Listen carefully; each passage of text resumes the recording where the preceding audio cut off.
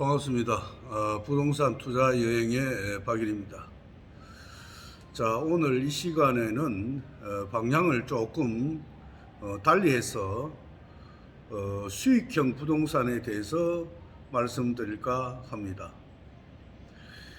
수익형 부동산이 갑자기 웬 말이냐, 주변 분들이 요즘과 같이 저금리 시대에 마땅한 투자처를 찾는 것이 힘들다.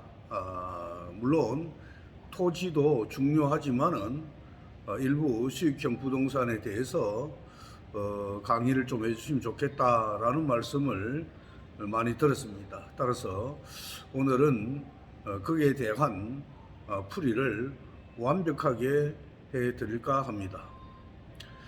잘 아시겠지만 수익형 부동산의 대표적인 것이 상가와 오피스텔 등이 있죠.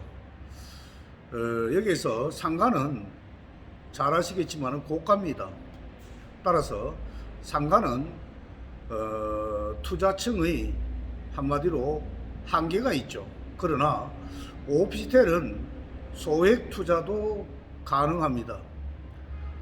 가장 많은 투자자분들이 수익형 부동산으로 선호하는 것이 바로 오피스텔이 아닐까 그렇게 생각을 합니다. 베이비붐 세대들의 은퇴와 노령화 사회라든가 1인 가구의 증가 등으로 부동산 시장이 안정적으로 임대 수익을 얻을 수 있는 수익형 부동산 시대로 패러다임이 바뀌고 있다는 것은 여러분들도 잘 아실 겁니다. 좀 더 구체적으로 말씀드리면은 오피스텔이라든가 도시형 생활주택이라든가 상가 등이 있습니다. 요즘처럼 저금리 시대에 월세를 받을 수 있는 수익형 부동산이 관심이 많아지고 있다. 이렇게 저는 생각을 합니다. 수익형 부동산을 선택하는 핵심은 무엇이겠습니까? 바로 장기적으로 임대 수익을 얻는 것이 바로 핵심이 되겠습니다. 아파트처럼 시세 차익을 얻는 것은 어려움이 있습니다. 결국 시세 차익보다는 오랫동안에 걸쳐서 꾸준히 임대 수익이 나올 수 있는 상품을 선택을 해서 투자를 해야 한다는 것입니다. 그리고 수익형 부동산은 수익률이 어느 정도 되어야 할까라는 것이죠. 물론 각자 생각이 다 다르겠습니다만도 한마디로 수익형 부동산은 수익률이 높으면 높을수록 좋죠.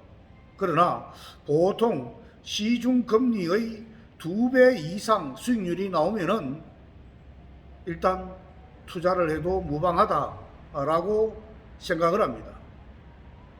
다음은 수익률이 높은 부동산을 찾기 위해서는 투자 지역의 수요와 공급을 파악을 해서 비교 분석을 해야 되겠습니다. 수요보다 공급이 많으면은 당연히 어떻겠죠? 당연히 안 되겠죠. 따라서 투자하고자 하는 부동산 주변의 수요 공급 상황을 반드시 확인한 후에 투자 결정을 해야 하겠습니다. 또한 잘 아시겠지만 가장 중요한 것은 바로 입지입니다. 따라서 투자를 결정하기 전에 입지를 반드시 따져봐야 되겠죠. 입지는 별도로 제가 이야기하지 않아도 아마 여러분들도 잘 아실 겁니다. 그 다음으로 생각해야 될 것이 바로 상품의 경쟁력이 있는지를 봐야 하는 겁니다. 예를 들어서 오피스텔이라고 해서 모두 다 똑같은 오피스텔이 아니죠. 내부 구조라든가 옵션들이 다 다르기 때문에 반드시 하나하나를 따져봐야 합니다.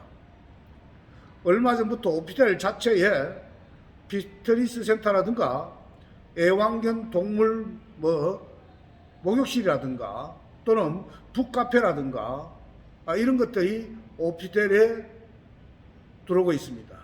그만큼 오피텔도 상당히 상품으로서의 가치를 고급화하고 있다, 이렇게 봐지고 있습니다. 따라서 만약에 이런 상품 경쟁력이 기존의 오피텔이 있는데 이런 시설을 갖춘 오피텔에 들어가면 어떻게 되겠습니까? 당연히 상품 경쟁력에서 우수한 위치를 차지하겠죠. 두말할 필요가 없다라고 봅니다.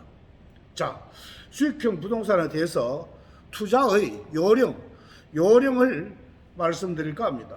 먼저 소액으로 투자할 수 있는 상품은 바로 오피텔이죠.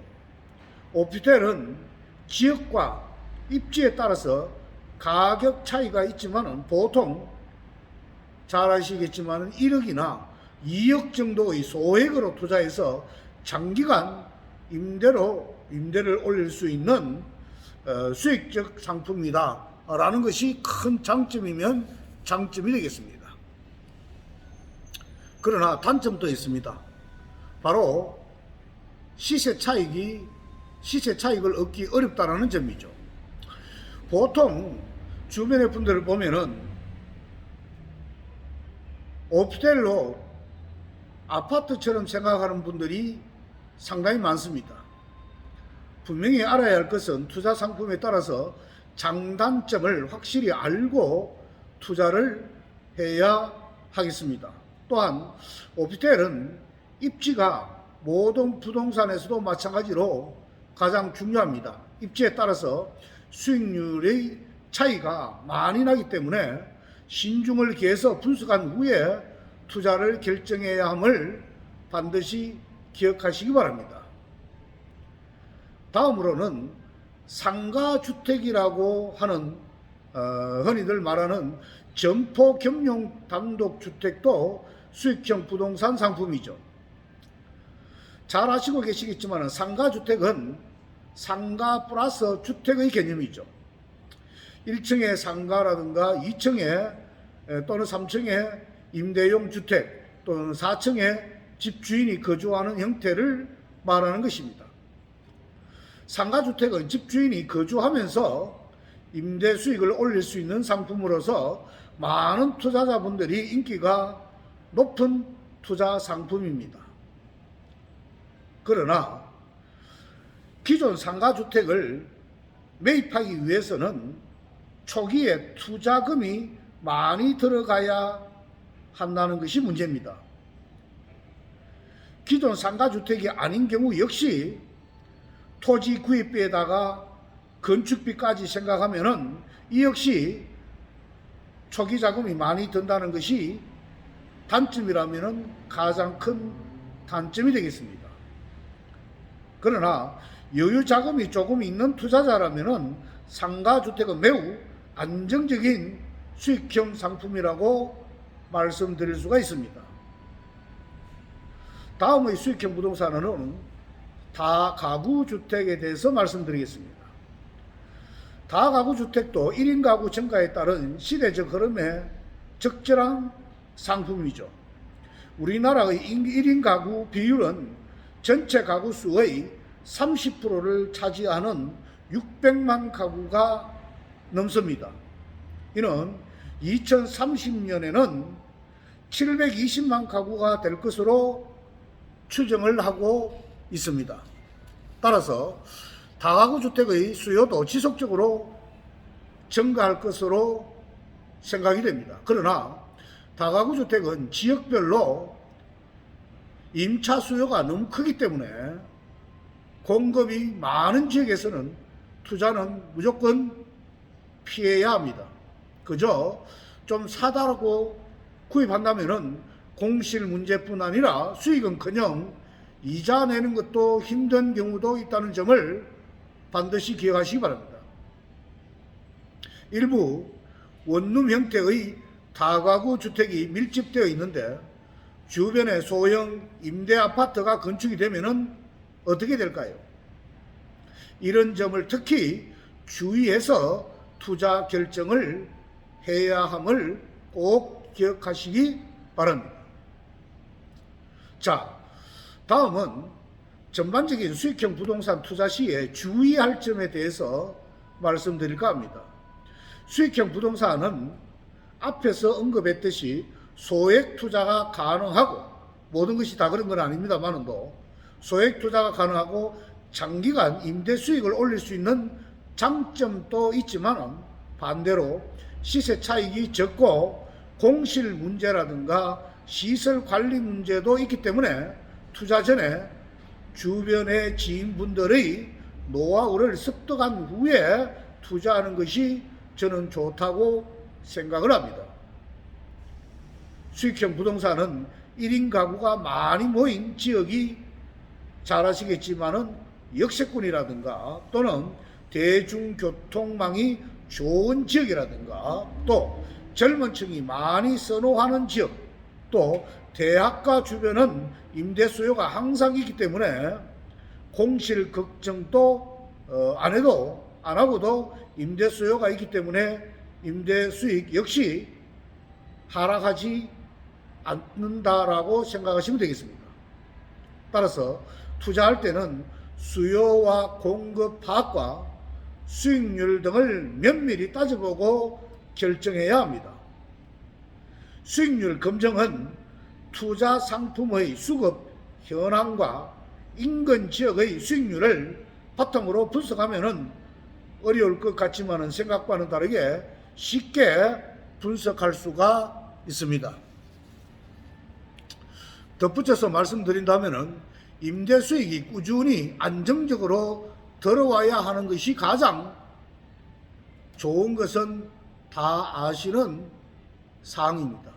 따라서 수익률이 높다고 해도 임대 수익이 들쑥날쑥한다면 수익형 부동산으로서는 투자 가치가 없습니다. 임대 수익을 장기간에 걸쳐서 고정적으로 얻을 수 있는 지역과 상품에 투자해야만 하겠습니다. 결론적으로 말씀드리면 수익형 부동산의 핵심은 장기간에 걸쳐서 안정적인 수익률을 내는 상품인 것입니다. 따라서 안정적으로 수익률이 장기간에 걸쳐서 나올 수 있는지가 핵심이죠. 그런 상품에 투자하기 위해서는 앞에서 언급한 내용을 반드시 숙지하시고 투자 결정을 하신다면 결코 실패하지 않을 것이라고 저는 자부하고 말씀드리는 것입니다. 자, 오늘은 수익형 상품에 대해서 전반적인 내용을 말씀드렸습니다. 수고했습니다. 감사합니다.